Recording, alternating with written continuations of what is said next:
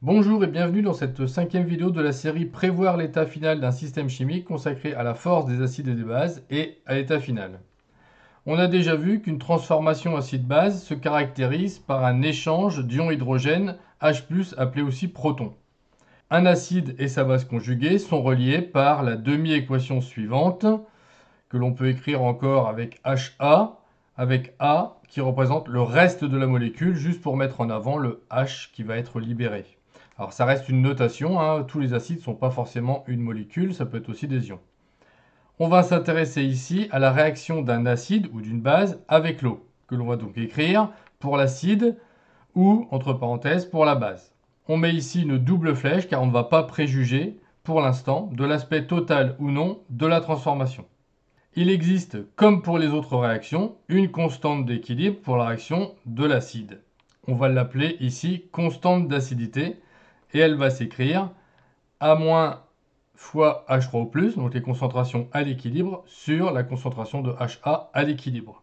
Le H2O, comme on l'a déjà vu, n'apparaît pas, puisque c'est ici le solvant de la réaction.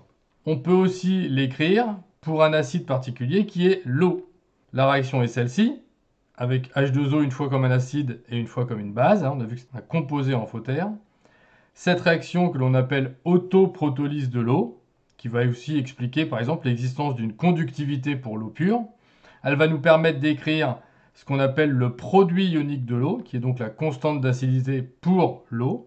On l'écrit Ke égale HO- fois H3O+, puisque ici donc les H2O ne s'écrivent pas. Alors comme cette réaction est valable dans toutes les solutions aqueuses, et notamment dans l'eau pure, on se rappellera que le pH de l'eau pure c'est 7, et que la concentration en ion H3O+, est reliée au pH par la relation concentration de H3O+ égale 10 puissance moins pH, c'est-à-dire ici donc 10-7 pour l'eau pure. On voit avec l'écriture de l'équation que la concentration en HO- et la concentration en H3O+ dans l'eau sont les mêmes, ce qui donne donc pour le Ke une valeur ici de 10 puissance moins 14. Donc ça restera une constante pour une température donnée ici de 25 degrés. Alors regardons d'un peu plus près la réaction entre un acide et l'eau. Alors cette réaction, elle peut évidemment être totale. On a alors cette écriture-là avec une simple flèche. Tout l'acide va être entièrement transformé, on dit parfois aussi dissocié, c'est-à-dire que toutes les entités HA vont avoir donné leur H+.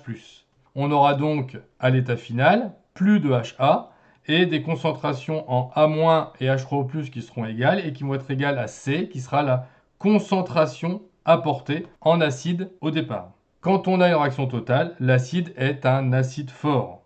On peut citer deux exemples, l'acide chlorhydrique HCl et l'acide nitrique HNO3, qui vont donc donner Cl- plus H3O+ pour le premier et NO3- plus H3O+ pour le deuxième. Elle peut aussi être cette réaction non totale ou équilibrée. On garde alors la double flèche. Une partie seulement de l'acide, cette fois-ci, a réagi. Et l'état final va être caractérisé par la constante d'équilibre que s'appelle ici constante d'acidité. On aura ici alors affaire à un acide faible. Par exemple, l'acide éthanoïque CH3COH. Alors on peut reconnaître un acide fort avec une simple mesure de pH, puisque comme on l'a vu ici, lorsque l'acide est fort, c'est-à-dire totalement dissocié, on a une concentration de H3O+ qui va être égale à C. Et donc le pH, qui vaut moins log de H3O+, vaudra ici moins log de C. Donc il suffit de comparer la valeur du pH avec moins log de C. Si l'acide est faible, eh bien on aura toujours une valeur de pH qui sera supérieure à la valeur de moins log de C, car la concentration d'H3O+ est toujours plus faible que la concentration en acide apportée, puisqu'il n'a pas entièrement réagi. Alors, on peut avoir les mêmes raisonnements avec les bases, c'est-à-dire qu'une base forte va être entièrement dissociée dans l'eau, elle va réagir entièrement, et donc on aura une réaction totale, et on aura une concentration en HO- et en HA qui va être égale à C. Le A- aura totalement disparu dans l'état final. Donc ça c'est pour une base forte. Exemple de base forte, hydroxyde de sodium.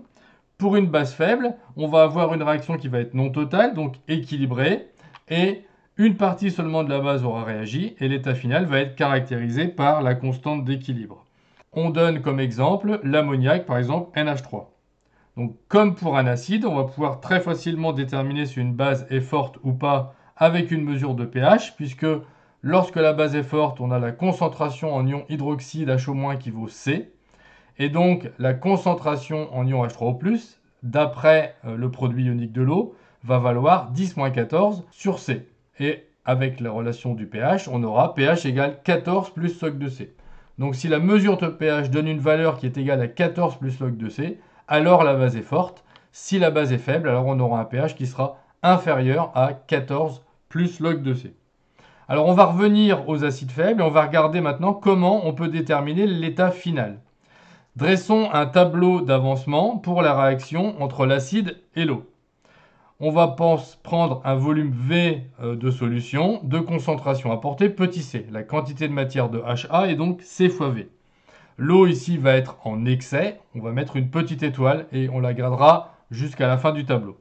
On estime que les concentrations en H3O+, et en A- sont nulles, ce qui est totalement vrai pour A-, ce qui l'est moins pour H3O+, puisqu'on a vu qu'on avait toujours une réaction dans l'eau qui donnait HO- plus H3O+. Mais on va considérer qu'elle est relativement faible par rapport à ce qu'on va voir après. On remplit le tableau comme habituellement. Ici, tous les coefficients stoichiométriques sont de 1. Donc ici, on a CV moins X à l'état en cours, X et X. Et la même chose avec X égale XF à la fin de la réaction. On va donc pouvoir écrire la constante d'acidité en fonction de ce qu'on vient de voir dans le tableau. Donc ça, c'est la relation générale. On voit ici qu'on va toujours avoir A- et H3O+, qui vont avoir la même valeur. Donc on peut remplacer A- par H3O+. Et on va le voir après, le HA va valoir C moins H3O+. Alors on peut l'écrire aussi de cette façon-là. Alors on explique ça après. Donc le HA-, on l'a dit, et HA qui vaut CV moins XF sur V, donc la quantité de matière sur le volume. Ça s'écrit C moins XF sur V, et XF sur V, on l'a vu, c'est H3O+, d'où la relation. Alors, deux choses, à partir de cette expression de la constante d'acidité, on voit qu'elle ne dépend que de H3O+, et de la concentration apportée, ce qui veut dire qu'une mesure de pH qui va nous donner H3O+, nous permettra d'obtenir la valeur de la constante d'acidité. Alors l'expression de K, on peut aussi la mettre sous une autre forme, en réarrangeant, sous la forme d'une équation du second degré, ce qui montre donc que la résolution de cette équation du second degré, Ka et C étant connues, va nous permettre d'avoir H3O+, alors on n'a pas précisé ici, mais à l'équilibre, c'est-à-dire la concentration de H3O+, à l'équilibre, et comme on a vu les relations précédentes, cette concentration d'H3O+ à l'équilibre va nous permettre d'obtenir A-, puisque c'est la même, et HA, puisqu'elle vaut C moins H3O+ à l'équilibre. Donc on aura, avec cette détermination de H3O+, l'ensemble des concentrations de toutes les entités présentes dans l'état final. Terminons avec les différentes manières de comparer la force des acides entre eux et des bases entre elles. Alors un acide va être d'autant plus fort que sa réaction avec l'eau est plus avancée, comme on l'a vu dans le tableau d'avancement. Plus on a de H3O+, et de A-, plus ça veut dire que la dissociation s'est faite. Donc pour une même concentration apportée, plus le taux d'avancement est élevé et plus l'acide est fort. On a vu aussi dans le tableau que le taux d'avancement qui vaut XF sur Xmax, et comme XF est proportionnel à la concentration en H3O+, plus le taux d'avancement va être élevé, plus H3O+, va être élevé. La fonction pH égale moins log de H3O+ étant décroissante, si la concentration est plus élevée, alors le pH est plus petit. Donc plus l'acide est fort, plus le pH va être petit, pour une même concentration toujours. Et enfin, avec la relation de Ka en fonction de H3O+, que l'on avait dans la page précédente, eh bien on montre aussi que le pK est plus petit pour un acide plus fort. Alors on peut avoir le même raisonnement sur les bases, donc sur le taux d'avancement c'est le même, c'est-à-dire que plus une base est forte et plus sa réaction avec l'eau va être avancée, donc plus le taux d'avancement est élevé. A l'inverse du coup, plus le taux d'avancement est élevé, plus le pH va être élevé. Donc plus le pH est élevé, pour une même concentration toujours, plus la base est forte. Et pour deux couples, si le pK est plus grand, alors c'est ce couple-là qui aura la base la plus forte. Voilà, c'est tout pour cette vidéo, je vous remercie, à bientôt et au revoir.